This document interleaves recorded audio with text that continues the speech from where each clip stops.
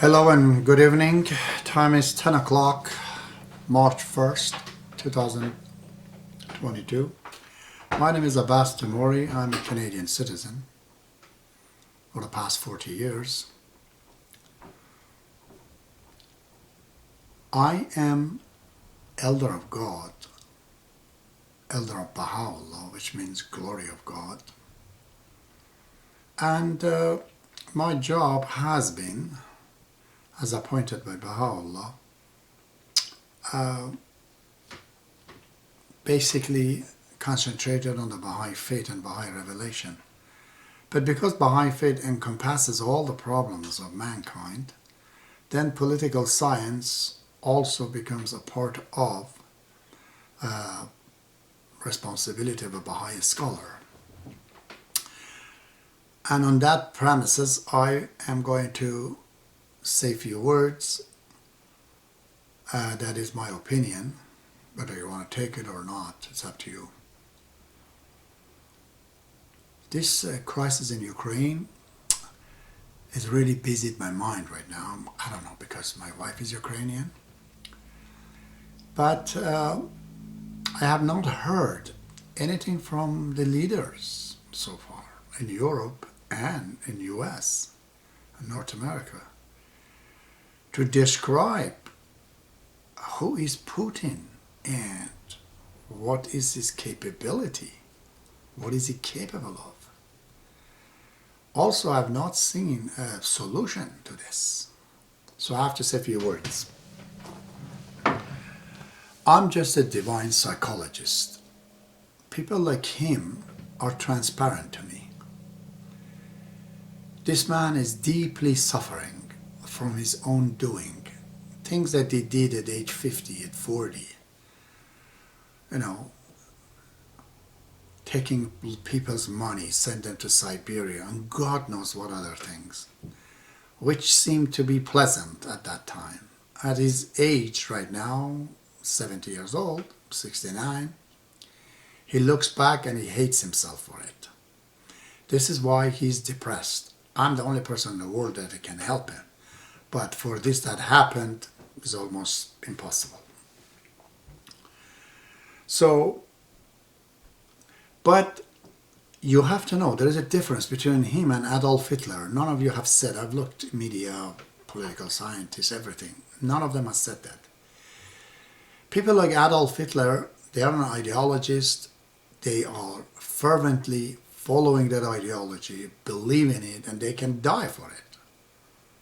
These kind of people are dangerous, okay, because they're honest, but their ideology is satanic.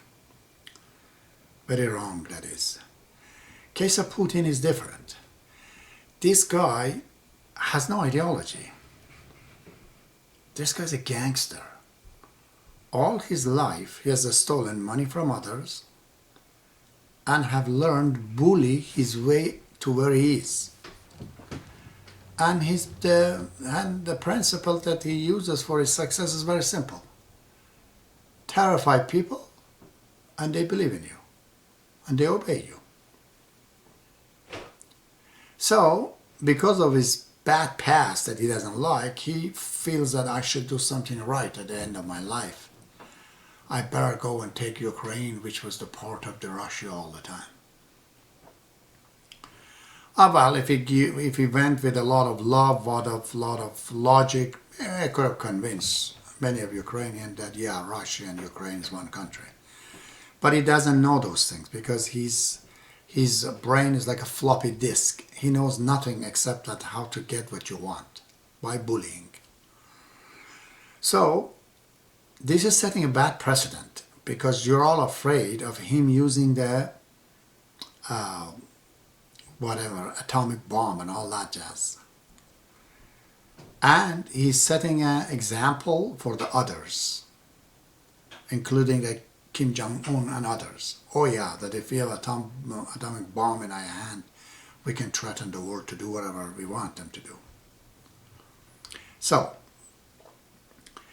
because he's not an ideologist, he's just a gangster, he loves his money and his position. That's why exactly he doesn't want NATO, because NATO comes to make free Russia, And then what happens? He doesn't get elected, they bring him down, put him on trial, and he loses everything. And he can't imagine. For him to be kicked out of Kremlin at his age right now, that is the hell that he can perceive. Okay?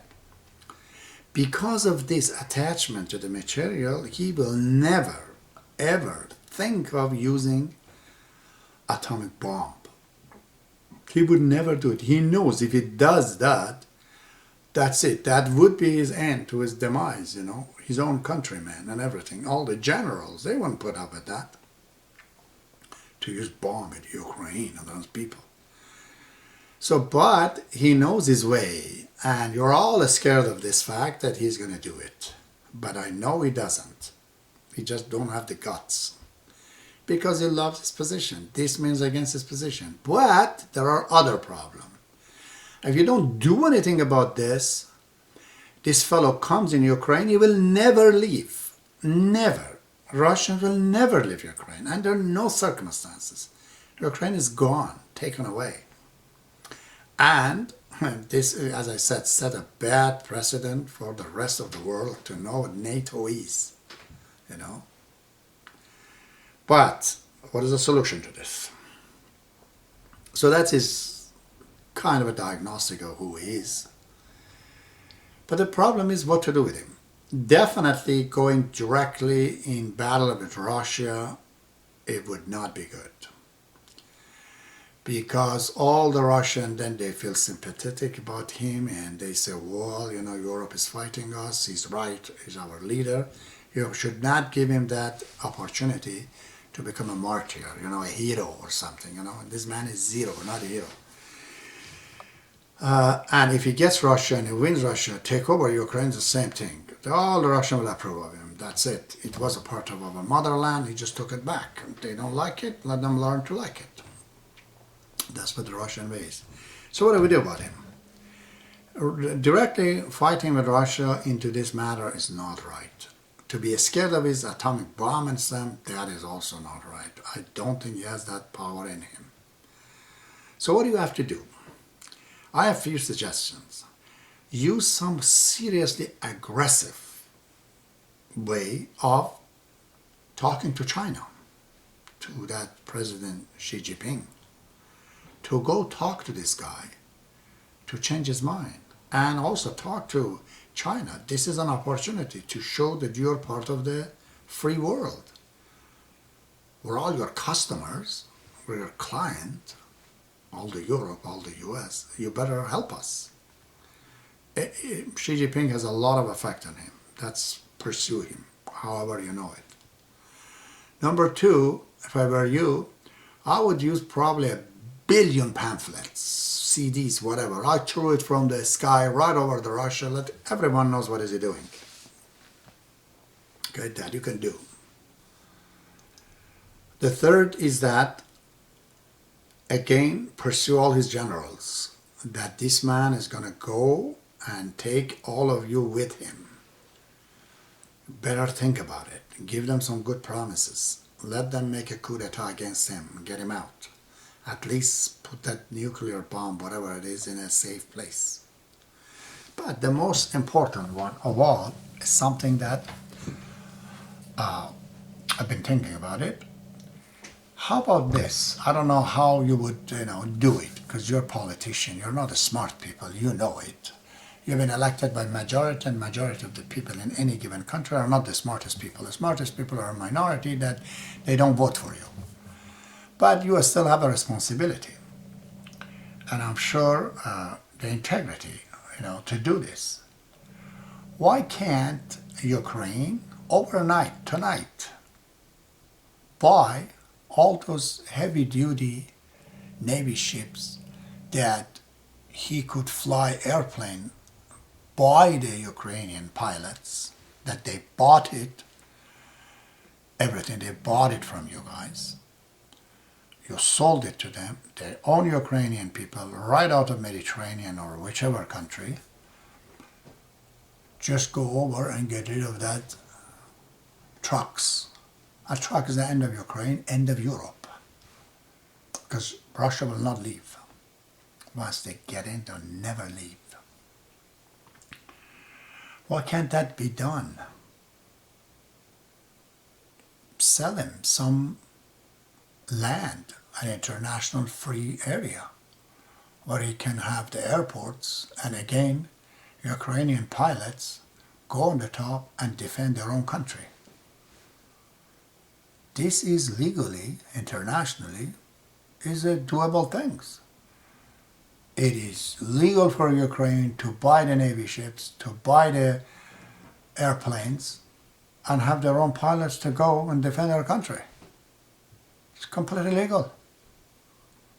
And your hand is clean in this as a NATO.